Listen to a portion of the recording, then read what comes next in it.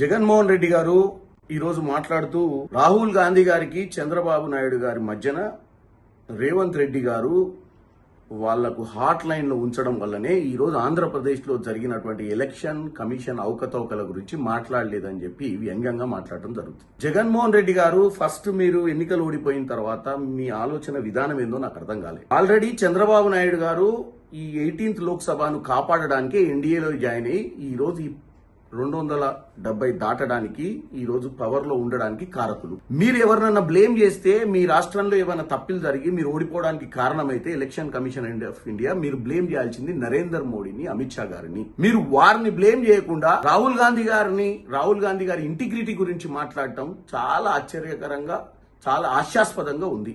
మీరు ఈరోజు రాహుల్ గాంధీ గారు మహారాష్ట్రలో, హర్యానాలో, బీహార్లో, కర్ణాటకలో జరిగిన విషయాలు ఎందుకు మాట్లాడుతున్నాడు? అవి కొన్ని examples. Election commission of India తీసుకునేటువంటి నిర్ణయాలు చాలా దౌర్భాగ్యమని, ఈ డెమోక్రసీకి అని వారు చెప్తున్నప్పుడు మీరు కూడా రాహుల్ గాంధీ గారికి మద్దతు ఇచ్చి రేపు విజయవాడలో జరుగుతున్నటువంటి ధర్నాలో పాల్గొనాల్సిన అవసరం ఉంది.